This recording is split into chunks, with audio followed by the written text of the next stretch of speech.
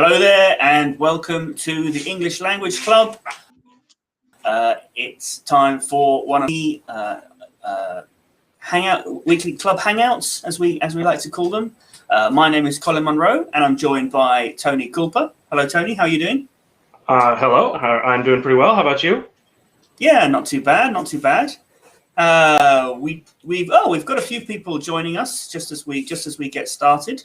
We had Kamis, who was here earlier, and Gadir says hello, and Muhammad, hello from Islamabad, Pakistan.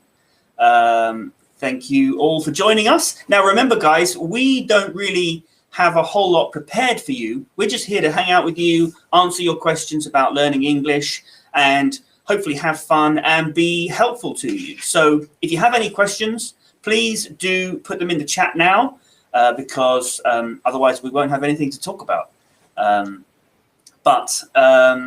Bobby says hello. Hello, Bobby. Now we did have one comment from who is it from? From Jack. Jack Darby. We do have a Discord channel. If you look in the description under this video, you'll see a link to our Discord, and we do have a few people in there now. We've got about 25, 26 people in the Discord channel, which is pretty good. But I feel like we're still finding our feet with that. So I'm hoping to spend some more time in there the next couple of days chatting to people. But if you do have a question during the week when we're not doing a live stream, there's a channel in there where you can put your comments in, put your questions in before we do a live stream, and then we'll always sort of try and start with one of those comments. Speaking of which, there's a comment there from Jack, as I said. So where's it gone? Here we are. Jack says, what is the difference between ironical, satirical, cynical, and is there anything else like these? Sarcastic, maybe? Tony, what can you tell us about these words? So some of these words are similar, and some of them aren't. So just quickly, cynical doesn't have anything to do with the others. A cynic is somebody who is, it's also a skeptic. Someone who is suspicious and doesn't believe things easily, right? Not necessarily in a bad way. So cynical means that you don't just believe things, that you want more evidence and you're looking for possible flaws in something. Right? That's a good thing sometimes. Yes, exactly. Cynicism or skepticism can be very good. It's funny though, cynicism, it does have a sort of negative connotation, even though it isn't really a negative thing. Okay, maybe that's a little bit of the meaning though. Like a skeptic, and both of these come from like names of old philosophical schools. But a skeptic is someone who is doubting, who doubts everything. I mean, technically, a cynic is someone who is more suspicious of everything, right? And so that can be a little harsh. Right, if you're suspicious of everyone around you and suspicious, you're not just not sure if it's true. You're suspicious that maybe someone's trying to fool you, which is why I think it has a negative connotation. Right. And satirical. Did you talk about that? So the other three, sarcastic, ironic, and satirical. So irony is when you say something, but you mean the opposite or something very different, or where something turns out very differently from how you expected, right? So it's called an ironic reversal, where something, and it's kind of opposite, either to what, something happens is the opposite of what you expected, or you say something, but you mean the opposite, right? So if you say like, I'm sure we're going to have a lot of fun, but you really mean you're not looking forward to something, or I'm so looking forward to that, right?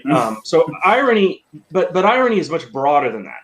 Both of those examples I gave are good examples of sarcasm, being sarcastic. Yeah. Sarcastic is when using your tone, you make it clear that that you mean the opposite of what you're saying. Yeah. There's another word for that too. I always It just flew out of my head. But maybe we'll remember it later.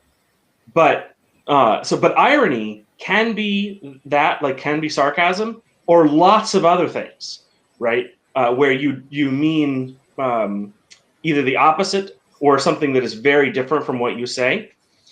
So irony is very broad. It's like, you know, it's any time that either your actions or your words are very different from what you actually mean. So some idioms are ironic.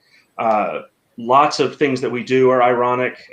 You know, if you do something that isn't in your own self-interest, but you don't realize it, that's, you know, ironic. So on. So irony is a huge topic. Most of the time when we talk about it in speech, we're talking about sarcasm. Right. But satire is way more specific. Satire is a kind of irony where you say something but you mean the opposite, and you make sure that people know that you mean the opposite, which is like sarcasm. But a satire is a work of something, like a book or a movie or a play that is specifically making fun of something, right? So satirical, if you can describe a movie as satirical, like Fight Club. Some people think, oh, Fight Club is a movie about you know, hypermasculinity, but it's a satire. It's making fun of hypermasculinity, right? But because it uses irony, it says this is great, this is wonderful, but it actually means the opposite.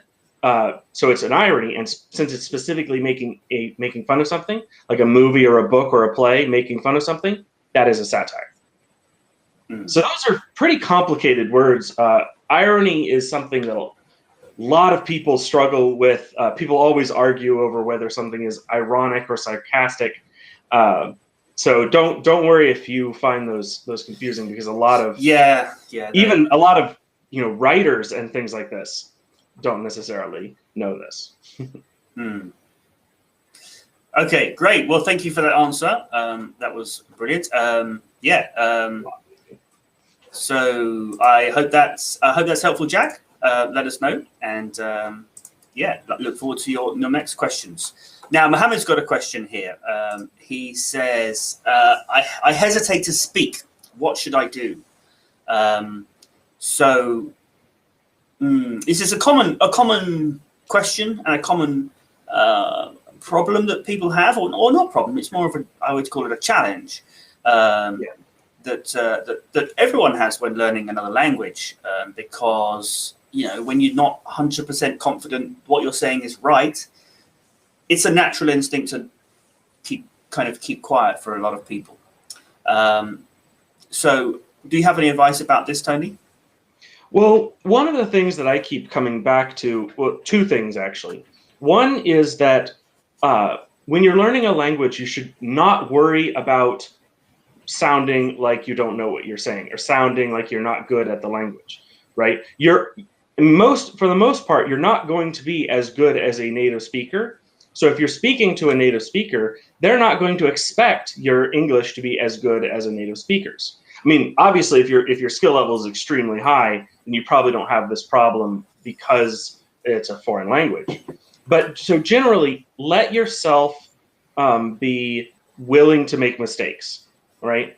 And ask people that you talk to correct you if you make a mistake. Don't be afraid of making mistakes, because making mistakes is an important part of the way we learn things, right? Now, so that's one possible thing. Mohammed says that actually he can speak English very well, but he doesn't want to, right? So, I mean, if it is. Why don't you want to, Mohammed? That's the important that's the question, thing. Yeah. Because if you don't want to, then don't. There's no problem. But I think you do want to, or you wouldn't be here, and you wouldn't be asking that question. I think you don't want to make mistakes in front of people. I think that's what it is. You don't want to make mistakes in front of people. But like Tony said, that's part of learning anything. Is making mistakes. So, and learning a language, you know, you do have to make a lot of mistakes. Absolutely. to make progress. And you must imagine when you've learned your first language when you were a kid, right? You make so many mistakes. You use nonsense words, right? And so it's just a normal part of the process. But yeah, Mohammed, let us know more about your situation, and maybe we can answer. While we're waiting, the other thing that I often recommend, because I know you're not the only person who feels like they need confidence to speak English. So on the one hand, don't be afraid to make mistakes. On the other hand, though, I have noticed that people often lack confidence when they don't really understand how the language works and things like this, like really understanding how a sentence goes together and this sort of thing. Because we learn a language oftentimes by just memorizing a lot of stuff, memorizing certain sentences or memorizing certain word forms or whatever, and we never really understand how it all meshes together. And I really believe that understanding how it all works, so that when you say a sentence, you're not stressed about, that wasn't exactly like some other sentences that I've practiced. Did I say it right? If you really understand how everything fits together, then you'll be a lot more confident that you're saying things, if not exactly right, then at least in a way that it will be understood, right? This is a major goal of the course that we've been putting together. It's available now inside English, just because it's about taking, instead of looking at learning a language or learning tense and sentence structures, and instead of memorizing them as lists, we peel back the layers and we look at the core truths, the core principles that make everything kind of fit together, so that you understand it instead of just following a list of rules. And that, I think, that really helps with confidence. It certainly does when I'm learning a different language. Once I get to the point where I kind of understand how sentences work, I understand the kind of the rules behind the grammar rules that we're being taught, that's really when my confidence goes up. Yeah, the course focuses on the logic of English, and that was actually the original title. And I wanted to create a course that focuses on what does make sense about tense, and because it's one of the things that people always say is very complicated, and there's lots of irregular verbs and different forms, and they can't make sense of tense. And I just noticed that it's down to the way it's taught. We start with the more difficult tenses that don't make sense and are more irregular first, and then we focus on covering all the ways that they're irregular, rather than covering the actual overarching regular structure that really does make sense and is logical. And without doing that first, I think it just makes it a lot more difficult. And that is the standard way. I think the standard way that English is taught in textbooks and classrooms is wrong. So yeah. I want to quickly say, we go through comments in order. It's not that we are not listening to you or paying attention to you. We do want to answer all of your questions, but we try not to skip ahead unless we're answering someone that's making a statement about their question earlier. So we will get to this conversation about accents and things like that. Yes. So don't worry, Bobby. We will get to you. I think we'll actually talk to Bobby next. Is there anything else we want to talk about, though, with tense before we move on? Well, so Mohammed, again, added to their question, saying, my fellows don't make mistakes, so I am afraid of making mistakes, right? And that is exactly what we're talking about. It almost doesn't matter how good your English is. You're going to make mistakes. You're not going to be as good or as comfortable with it as a native speaker. And that's fine. First of all, don't expect, in any language, no matter how good you are at it, even your native language, don't expect to be speaking without ever making mistakes. Mistakes in spoken language are actually not a big deal. We make them all the time. Our brains are used to interpreting what people mean, even if there was a mistake there, right? So that's not as big of a deal as you may think. And again, making mistakes is an important part of learning. So you have to school yourself to think of it as, making mistakes is practicing, right? So don't if it stops you from speaking, then that is getting in the way of you improving your English, right? So whereas if you get out and you speak and you make mistakes, that's going to help improve your English, right? So it's just you have to have the attitude of being willing to make mistakes. And also think of it like this: if you're not making mistakes, then you're not trying hard enough. You're not challenging yourself. If we need to challenge ourselves to learn, and if you don't challenge yourself, the only way to never make mistakes is to never do anything difficult.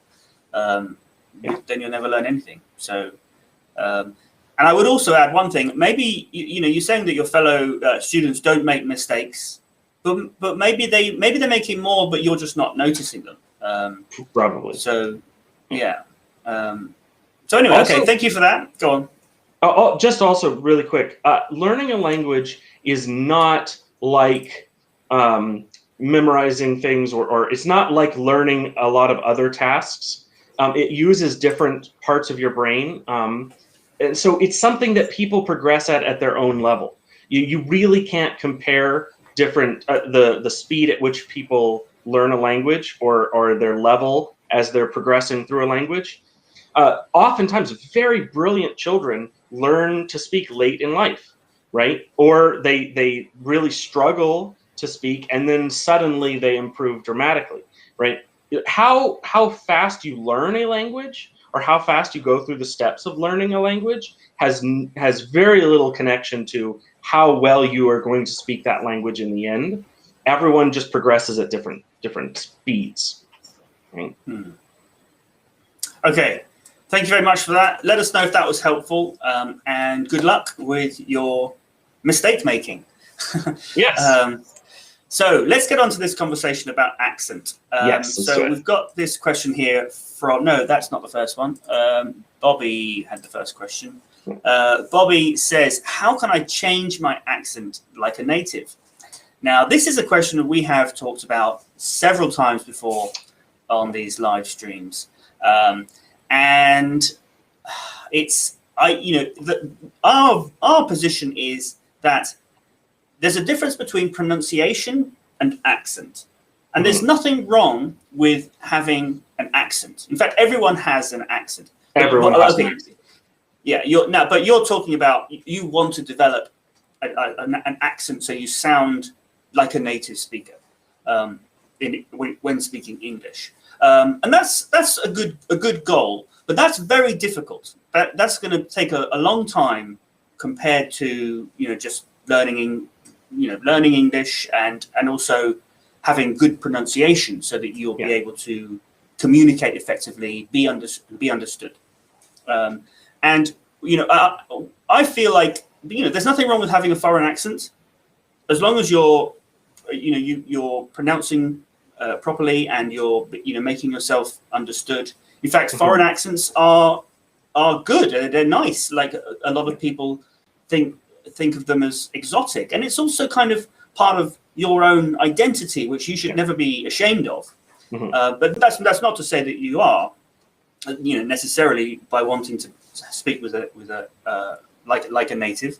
But yeah, I would ask you to sort of question whether that's really what you want, because it's not necessarily worth it. I would say aim for good pronunciation. Exactly. Yeah, because you're not really getting much out of your accent sounding like a native. What you want is your pronunciation. See, where accent is a problem is if it's a barrier to understanding someone, right? And so really, really what you want to focus on is your pronunciation. Because as long as you are understood completely, as long as no one has trouble understanding you, if you're pronouncing each one of those sounds correctly, right, then there's not going to be a barrier there, right? And that's what's really important. Yeah.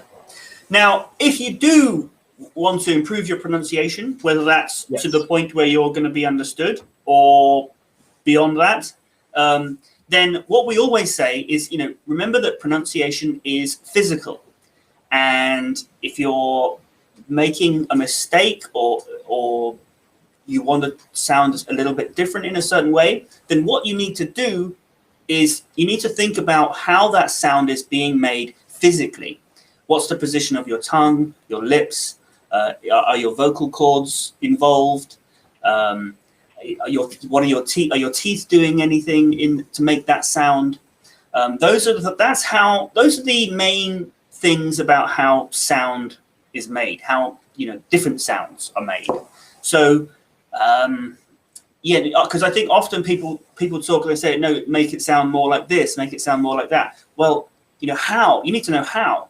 So if you want to improve your pronunciation, then you need to think about it in terms of the physical aspect of it. And obviously breaking it down into the different sounds of the phonetic chart, or of the different phonetic sounds, that's also useful. You might identify that there's certain sounds that you've got problems with. Yes. And then you can work on those. And if you do find there's this particular sound that you have problems with, then you can look back through our older videos, and we've done a video on each individual sound, talking about how it's made, which parts of the mouth are involved and things like that. Yeah. Break it down basically and find out where the problems are, or where you've got room for improvement, and focus on that. And again, it takes practice because it's physical.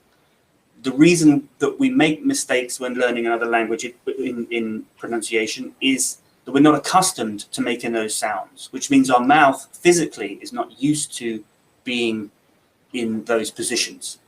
So you need to be prepared to step out of your comfort zones, be prepared to make mistakes, and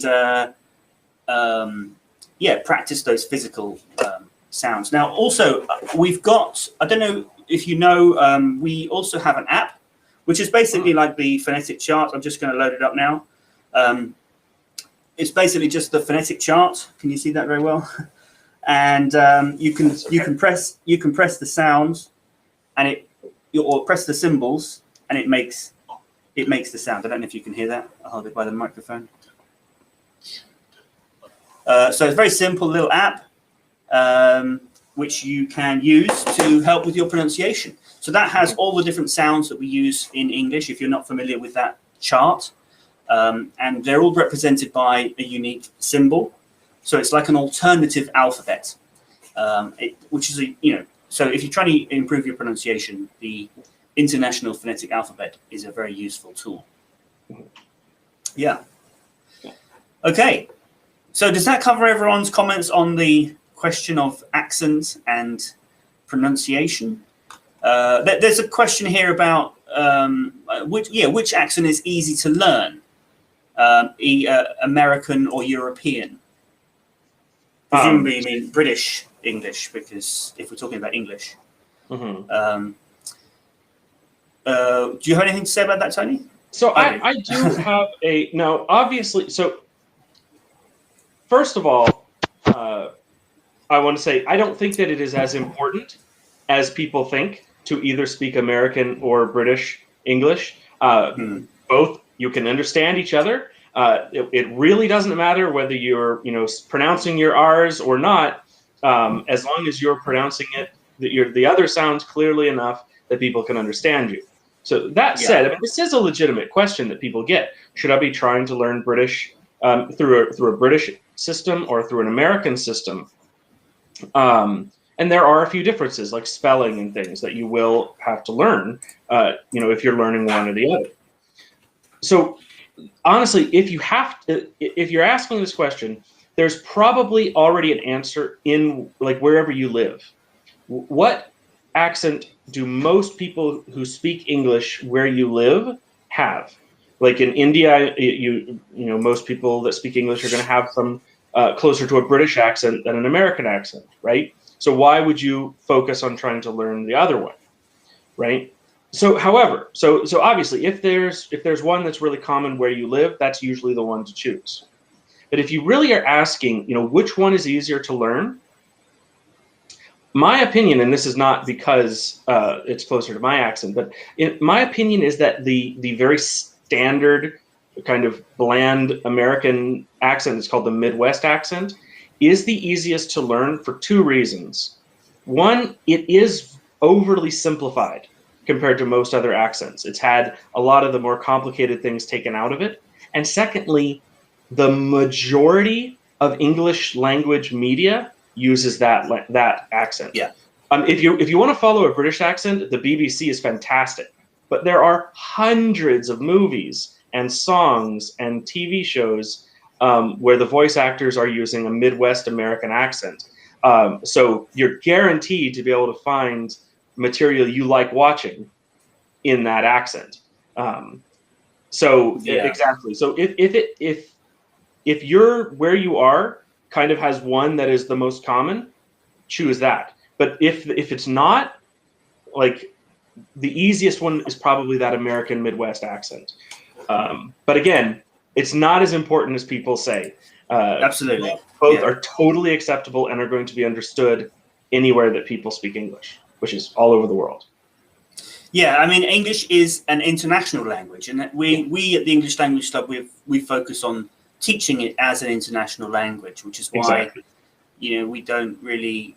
I mean, the British and American English are not two different languages. They overlap like 95%.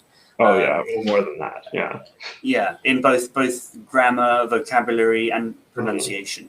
But as Tony said, the differences in American English, in both in spelling, pronunciation, and vocabulary, they are all kind of simplifications. So things about where Americans have a different word, it's often a more literal word. Like in English, in British English, we talk about the pavement. Where you walk by the side of the road. We call that the pavement. In American English, they call it the sidewalk because it's where you walk by the side of the road. So it's very easy to remember that sort of vocabulary because it's kind of literally describing what you're talking about often. Yeah. But even that, there's only very few words that affects. 95%, more than that, 99% of the words are exactly the same. And where there's a difference in spelling, the American English does tend to be a little bit more phonetic, which makes it easier to spell and pronounce. So I think American English is easier. And like you said, Tony, so much media. I think people are just generally exposed to American English a lot more than British English. Which means more people around the world will be be used to that because, again, there's so many movies and things using that accent. Now, Sumit added on later that they are in India, right? And so yes, British is going to be where the sort of flavor of English that is spoken most commonly there, right? And that's where you'll have a lot of resources to help improve your pronunciation and spelling and things like that. And so, yeah, like I usually would recommend that you study using whatever the system is that's most common where you live, unless it doesn't, like, obviously, if you're in Singapore or India or something like this, British English is going to be by far more common if you're, in a former British colony, for instance, right? Whereas elsewhere in the world, American might be easier. But also, we're living in an increasingly globalized world. So wherever you are, you're likely to have dealings with people from other countries in your work. And it could be that in your work, you particularly have a lot of connections with companies or clients in America. In which case, you might tend to learn American ways or British. So, or Canadian or Australian. You never know. Yeah. So that could be another reason why you'd want to choose.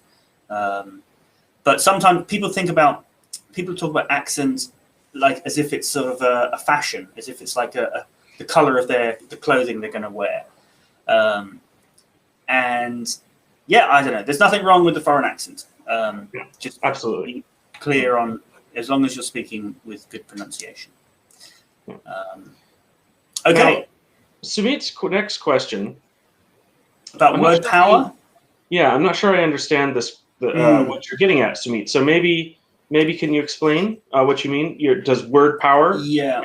So to me, word power is not a sort of common grammatical term or a term in teaching English. I did quickly Google it, and it does seem that it is maybe a kind of more of a brand of a particular author.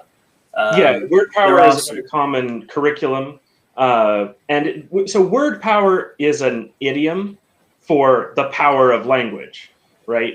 It's kind of an older one. You don't hear people saying it that often. So are you talking about the brand, and what do you mean by making your spoken English stronger? Give us. We'll come back to it. Let us know what give us an example of what you mean or something, and we'll come back to your question here. Yeah. So I'm not familiar with word power, as you say. So if you could explain what that is, then we can talk about whether that will strengthen your English.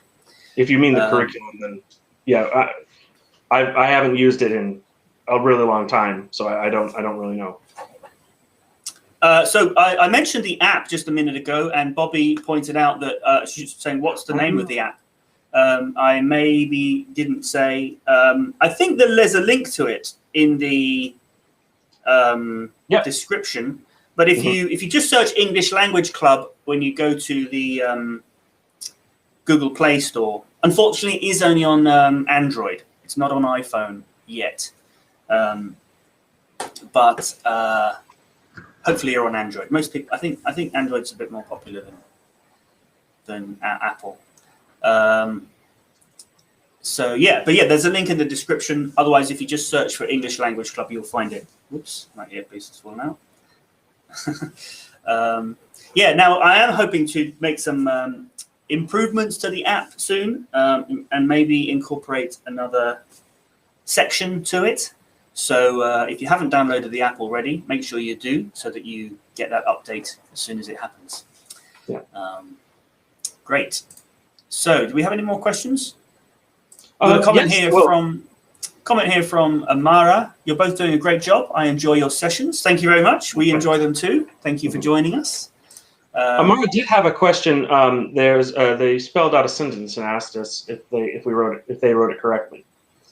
Where's that? So everyone makes further down or before that? Before that. Oh. Everyone makes mistakes, so we should not be ashamed of it. So two things. Everyone is one word in this. If you're talking about all people, it's just one word. Everyone, and we are ashamed of things. So you use the preposition of with ashamed. So everyone makes mistakes, so we should not be ashamed of it. So that you got all of the hard parts right. Just those two tiny changes. We love it when people ask us, is this correct? Am I doing this right? Because we can really help you out there. Great. So any more questions like that are very, very welcome. Thank you, Amara. So let's see, any more questions? I haven't got right down to the bottom yet. I'm just scrolling through. There's lots of comments which aren't really questions. So I have to sort of read them all to figure out which ones are the questions and which ones aren't. Dareen Tayana says, I love your channel. God bless you. Love from Algeria. Welcome. Glad you're enjoying it. That's wonderful. Thank you. Thank you very much. That's we've got to the end of the questions. Although Sumit, Dareen asked, how do I be a good writer? Okay. Well, as I brought this comment up by Sumit, it sort of follows on from what we were just talking about accent and fluency. Maybe what people mean when they say like a native speaker, I want to sound like a native speaker, is they're actually talking about fluency rather than which is accent. Much more important, really. Yes. Than accent. People put a lot of emphasis on accent, but really fluency, even pronunciation, you don't need to put that much effort into pronunciation to be understood by the majority of people. So really fluency, I think, is where people are actually struggling the most. Yeah. So how can people improve their fluency? Well, I mean, this goes back to what we were saying even before that, which is about mistakes. You know, Yes. it's like fluency and accuracy are two different things. And when I've taught English, you know, it's clear that certain lessons are focusing on accuracy, and so that people just know the correct grammatical structure and the vocabulary and things. But other lessons are focusing on fluency and just getting people to speak and communicate and express themselves, and not worrying so much about whether they're making mistakes. So, yeah, remember that those are two different things. And because if you focus too much on being accurate, your fluency will suffer. You won't be fluid. You know, you'll be thinking too much. Right. So you kind of, yeah. So it's important to study the grammatical structures and the vocabulary so that you get a foundation. But then it needs to be a foundation so that it's sort of subconscious. So you're not thinking about it all the time when you are trying to speak and express yourself. So you need to sort of let go of that and just speak and express yourself. To develop fluency. So I think separating those two things out is a good way to improve both of them. And if you're speaking, you know, it's very. I say this all the time, that you can't really learn. Learning a language is about communicating. You don't learn a language by memorizing things or by watching or by listening. You at least alone. You also communicate. You have to be talking to people. And one of the best ways to improve your fluency is just find people that you can talk to who you can say, hey, if I make a mistake in anything that I say, just correct me. Just as an example, Sumit, earlier you said that you belong to India. So we wouldn't say that in English. We would say I'm from India, right? Or I am Indian. But or I live in India, right? So those are like, just ask people to correct you when you make a small mistake. It's not if someone says, you know, I belong to Canada or whatever, they're going to understand what you mean, right? Yeah. You're going to be understood, but it's not. It's going to sound off and not quite right, and because it isn't. And so people will notice that, and you can ask them, if I make a small mistake like that, just correct me right away. I want to learn. I'm not afraid of making mistakes. This is the attitude we should have. And so we should ask people to correct us if we make these small fluency mistakes, because that's really how you get better at that. It is really hard to learn fluency by memorizing lots of things or by studying lots of things. You get better at that generally by practicing and making mistakes, which means you have to be talking to people who can correct you, right? And that's the challenge, finding people that you can communicate with on a regular basis who have the fluency to correct you and who are willing to. You can ask them, please correct me. Yeah, let's come back to that question about writing from Doreen, because Doreen's just asked another question which ties in with this topic of fluency and accuracy. Does grammar have anything to do with speaking fluently? So, absolutely. But it's not about memorizing lists of grammar rules, I would say. Right? Do you want to add anything to that? Well, in a way, yeah, I would say, I mean, they're separate things. So they both have something to do with language, but they are separate. Again, you don't necessarily get better at fluency by studying grammar, right? Yeah. Making a, using a construction not in the way that it would normally be used by a native speaker, using a tense to say something that wouldn't normally be used by a native speaker. These are fluency issues, right? And so but again, maybe the best way to learn them is, instead of studying grammar, to, communicate and ask people to correct you when you use a grammar tool the wrong way.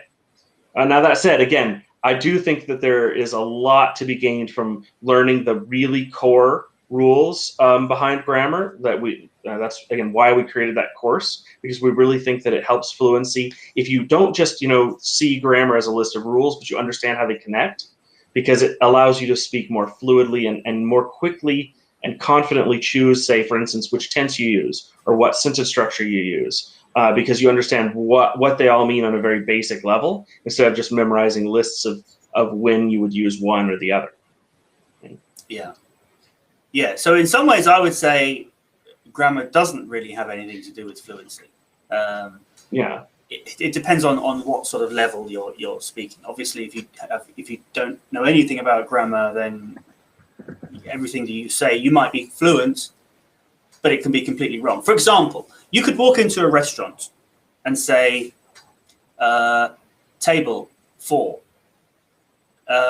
And the waiter will understand what you mean, right? You want a table for 4 people. Yeah. But you've got no grammar there. It's your sentence is completely wrong. But you were fluent. You went in with confidence and you said what you wanted in as best you could, and you made yourself understood. Now maybe you'll be in situations where maybe it takes several tries to make yourself understood, which and that's fluency. Whereas you can, so it's possible to sort of have fluency without any grammar at all in that way. Does that make sense? Is that right, Tony, or am I? So you're by fluent, you're not talking about diction. You're just talking about intonation and just the sound. You're not talking about word choice. Yeah, well, I guess when I talk about fluency, I'm talking about expressing yourself, making yourself understood. Right. Yeah, exactly. So I think I think of it as including diction as well. So like choosing the right word or the right phrase or the right construction for the situation. But yeah, exactly. I do agree. Like it's not as much about studying grammar, right? Though again, you have to have a certain level of grammar to be understood, right? But improving your fluency is not always about studying grammar. I would agree. Yeah. Great. Shall we go back to this question about writing then? Yes, I think so. We'll have to back. We've got a couple of questions. Oh yeah, we've got a few questions. So let me see. Where's this? Can you? What was the question about writing? It was right under Doreen's question. It's the one with the 3 smiley faces. Yeah, I got it. So yeah, Doreen says, "How to be a good writer? I have some serious problems with it, presumably." Yeah. So how can I be a good writer? Yeah. Well, that's a tough question to answer because there's lots of different kinds of writing. Do you mean that you need to improve your spelling? Do you improve your handwriting? Are you need to write better formal letters or reports for work, better essays for a class, or are you trying to become a novelist, right? So there's lots of different types of writing that obviously take very different skills. What do you mean by that? Are you talking about for classes, like writing essays for classes or for tests? I think Doreen just means generally, any type of writing, and I would just say it's just like speaking on that level in that sense, because it just takes practice. In some ways, it's easier because you can look back and you can see the mistakes you've made. You can't say, no, I didn't say that, because it's there in writing. So you can look back at the mistakes you've made and you can correct them. Like Tony said, it's not how to be a good writer. That's not really a proper question form. But how can I be a good writer? That's or how can I improve my writing? That's a better question. And also, it's all about being. You don't go to become a good writer. That's not something you can necessarily have as a goal. You want to be a better writer, and then once you've improved, you still want to be a better writer, right? Yeah. There's no standard of now suddenly you're a good writer. I mean, unless you're like an international bestseller or Shakespeare or something like this, Pulitzer Prize. It's all, everyone is trying to improve and become a better writer. Yeah. But then you say that, but then actually there might be some people who are bestsellers or won prizes that some people don't like. Absolutely. So it's definitely bestsellers who I consider them to be terrible, rubbish writers. So, but then there's different skills. You can be an amazing storyteller and not really a good writer. In writing essays, if you have really, I mean, I've had students who had really powerful experiences and they were deep thinkers, and they were able to write really moving essays, even though their actual writing skills were not great. Like, they would have several mistakes in each sentence. Occasionally they would say something you wouldn't be able to understand it, but because they had such powerful things to say, their essays were still really, really powerful, right? Yeah. Okay, great. So I think that Darian's talking more in general, just expressing yourself in text messages and in comments and things, rather than so it's not really that different from speaking. Spoken English and written English, a lot of people will tell you that written English has this completely different, more formal thing going on to it, and that is true to an extent. Like, you want to make sure you're writing in complete sentences and things like that, but it's not that different. A proper English sentence is going to be the same whether written or spoken. It's just you can get by with more. Like, for instance, if I were writing a sentence, I wouldn't repeat words as I'm kind of stumbling to think about it, or right? But other than that, the actual sentence you wind up with should be about the same. Great. Okay. So I hope that's helpful. Yeah, let us know. Unfortunately, with a lot of these questions, there is no magic response. Oh, there is no easy answer. I wish there was, but a lot of the time it just takes practice. Yeah. And actually, that reminds me. Really. Yeah. That reminds me. My friend Emma, who has a YouTube channel, Pronunciation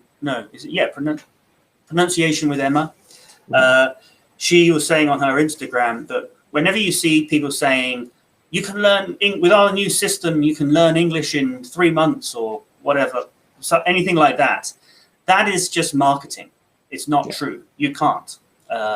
It takes time, it takes practice, and it takes effort.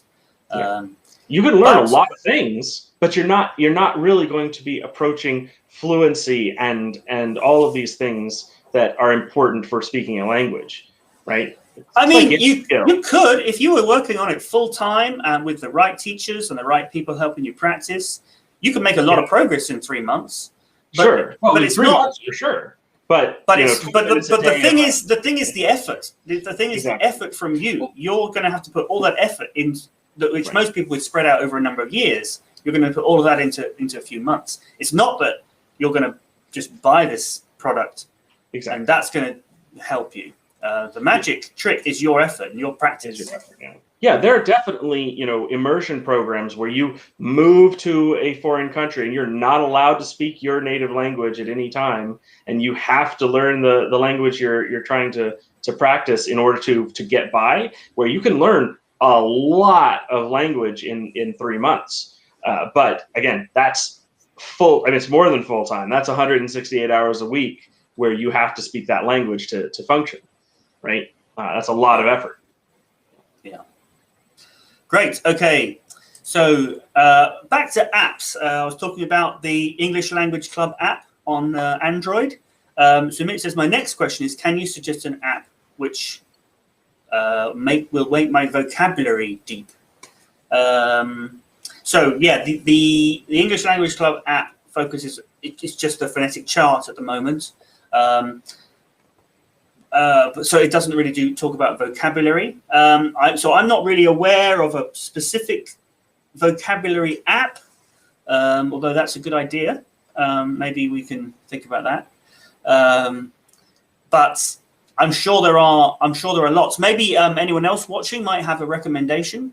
Otherwise, I would Google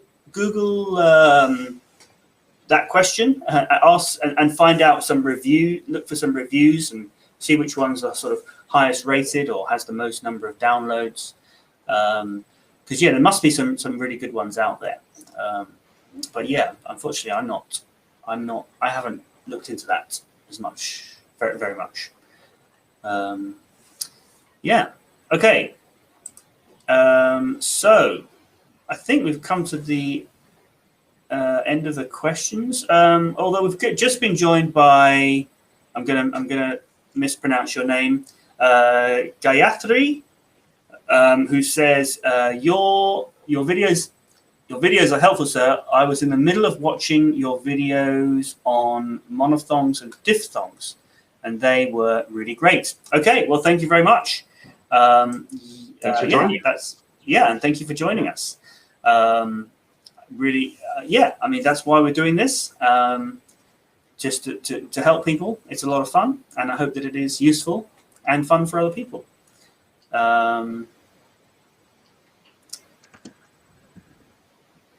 Okay, so here's a funny question. I was trying to understand this. Sumit says, Colin, what does it mean, or what does big dog mean as a nickname? As a nickname, or like something you call someone, like hey dude, or whatever. Big dog. So I think this might be, I don't know about British English, but in American or Canadian English, this might actually be kind of a foreign English idiom. Does that make sense? Like, it's an idiom used by English speakers, by like second language English speakers, or by English speakers outside of English speaking countries. That it might be just be a translation of a language in another language idiom into English. I mean, it would just mean like a big shot, right? But I've never heard someone say this in the context of, I've never heard anyone in Canada or the US say this. But I have heard it in other places. Yeah, I did just do a quick Google to see if there is something that it does refer to, and there is. It can be used to refer to a large vehicle, like a big truck. Oh, sometimes, okay. But that's not what you would call a person. No, that's not what you call a person. But yeah, I say that, but I had to look that up. It wasn't something that I knew, so it's not. Yeah, I've never heard. It's not a common expression. I've heard it in some foreign media, not English media from other countries, where they use this to mean like someone who's important, maybe the boss or a big shot or something like that. But I don't think that this is naturally an English nickname. Now, I've never heard it in North America. Sumit clarifies this. Roman Reigns has it. Now, Sumit was saying earlier that they're into wrestling, WWE. Is that a wrestler, Roman Reigns? I mean, people were mentioning wrestlers earlier. I have no connection to WWE, so I can't tell you anything about that. Tony knows most things, but I guess wrestling is not. Some of the things one of the few things you don't know about. Some of the things I don't know, I aggressively don't know. Right. Right. So, I mean, in wrestling, lots of wrestlers have got lots of different strange nicknames, which don't necessarily have any meaning. Yeah. Let me just say, that is not a nickname. That is a stage name, right? If that's what we're referring to, right? And so that stage thing is, again, it's marketing. It's not real. We don't like the superhero names in comic books are not actual English names, right? Same thing is going on with that. If it's something that's coming from WWE, it's a stage name. Yeah. Or it could just be something one of the commentators said, referring to his size, and maybe referring to someone as a dog. Maybe you're saying that they're very aggressive, right? Maybe it's not an English saying, is what I'm trying to say. Just something that someone came up with. The thing about English, again, it's so flexible. Don't be sorry. That's fine. That English is so flexible that you can make up an idiom and people might be able to understand it, right? If you're the first person ever to call someone a big dog, people are going to more or less understand what you mean. Okay, a big dog, like big, important, especially maybe aggressive, someone you can't ignore, right? And that's, even though that's not a saying, it's something that you will understand. English just kind of works that way. Especially from the context and exactly. From the context in which you say it, and also non-verbal communication. So your body language and your tone, those are going to make you understood in the way that you want to be, no matter what words you use. Yeah. Okay, so I hope that's helpful. Unfortunately, wrestling is not something it's not one of our strong points on this channel. But yeah, I hope. But that is going to be a good way to learn English. I think watching sports and listening to the commentary, and when you hear words that you don't understand, then writing them down and coming to ask us what you mean, what they mean.